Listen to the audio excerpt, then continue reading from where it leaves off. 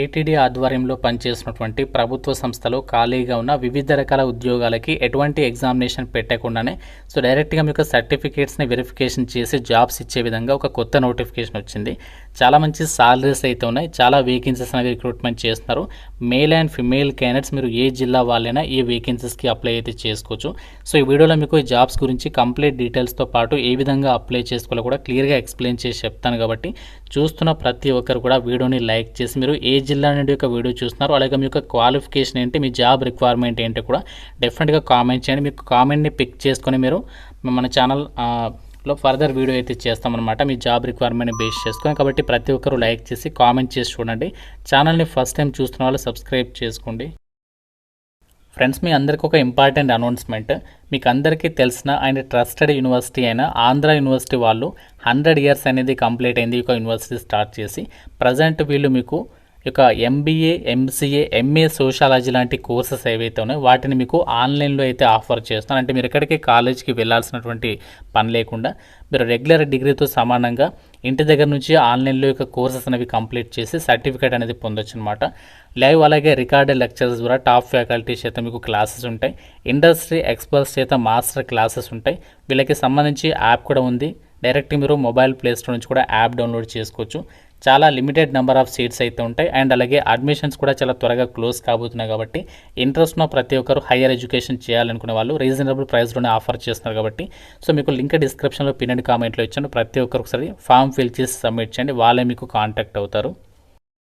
లోకి వెళ్ళినట్లయితే టీటీడీ ఆధ్వర్యంలో పనిచేసినటువంటి తిరుపతిలో ఉన్నటువంటి Shri Venkateswara institute of medical సైన్సెస్కి సంబంధించినటువంటి సంస్థలో వివిధ రకాల పొజిషన్స్కి డైరెక్ట్గా మీకు ఇంటర్వ్యూ చేసి జాబ్స్ అయితే ఇస్తున్నారు. ఇక్కడ మీరు చూడొచ్చు చాలా రకాల వేకెన్సీస్ అయితే ఉన్నాయి. వీటికి సంబంధించి అప్లై చేయడానికి అప్లికేషన్ ఫామ్ వచ్చేసి ఇదే అనమాట.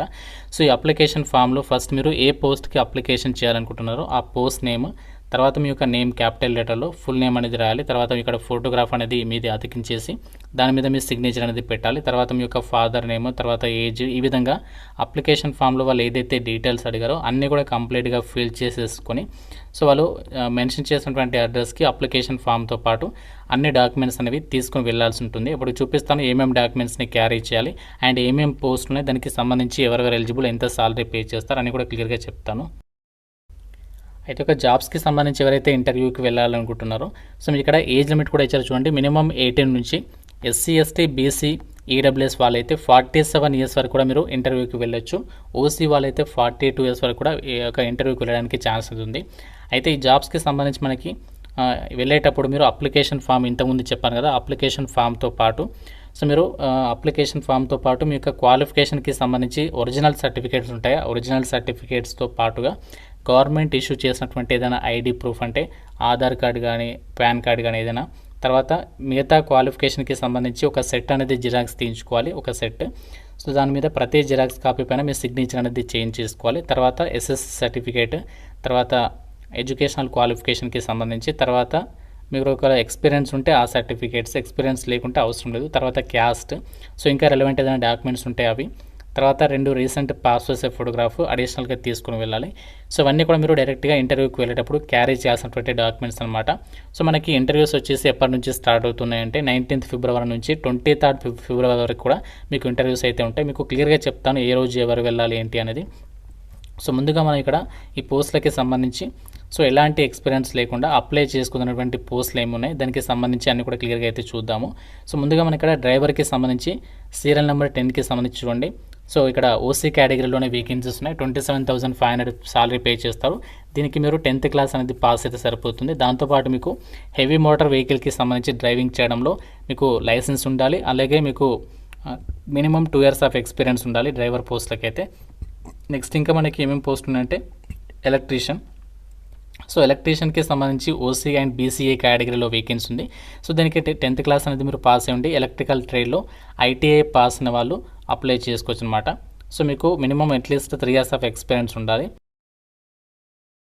నెక్స్ట్ మెడికో సోషల్ వర్కర్కి సంబంధించి వేకెన్సీస్ ఉన్నాయి.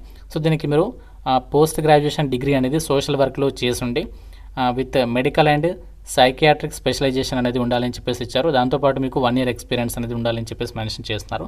ఇంకా మనకి పబ్లిక్ రిలేషన్స్ ఆఫీసర్కి సంబంధించి వేకెన్సీస్ ఉన్నాయి. దీనికి వచ్చేసి మీరు డిగ్రీ అనేది పాస్ ఉండి పబ్లిక్ రిలేషన్స్కి సంబంధించి సబ్జెక్ట్స్లో మీరు పీజీ డిప్లొమా అనేది చేసి ఉండాలి. సో దాంతోపాటు 2 ఇయర్స్ ఎక్స్పీరియన్స్ ఉండాలి అని చెప్పేసి ఇచ్చారు. 45,000కి పైగా సాలరీ ఉంటుంది. నెక్స్ట్ మన ఇక్కడ అవసరమైనటువంటి వేకెన్సీస్ ఇవే డేటా ఎంట్రీ ఆపరేటర్స్ అనమాట.